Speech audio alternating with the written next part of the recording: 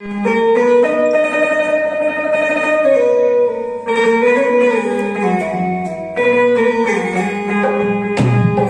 आइए सज्जनों,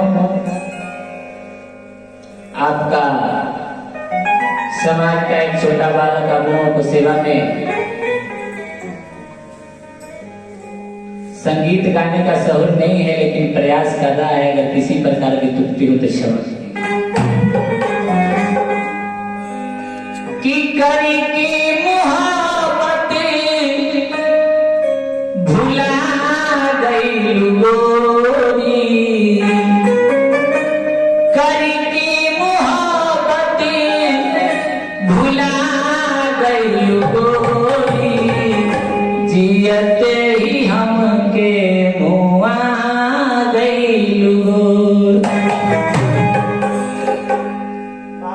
की करी की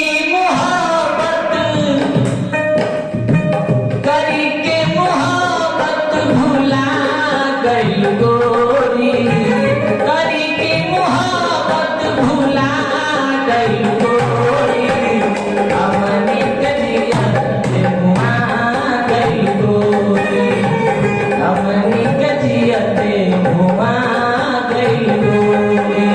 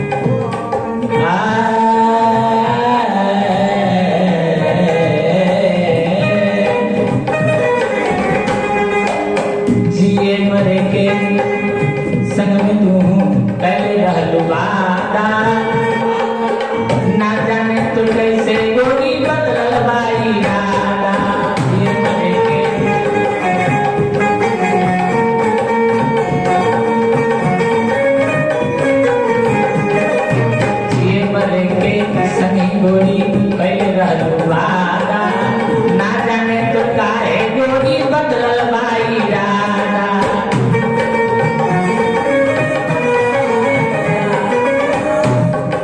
कि लइका की जियती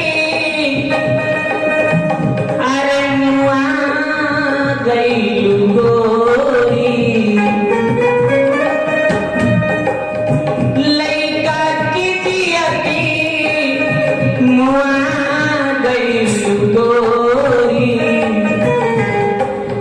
कैले सारे वादा भुला गइलू गोरी, कैले सारे वादा भुला गइलू गोरी, कैले सारे वादा भुला गइलू गोरी, सारे वादा भुला।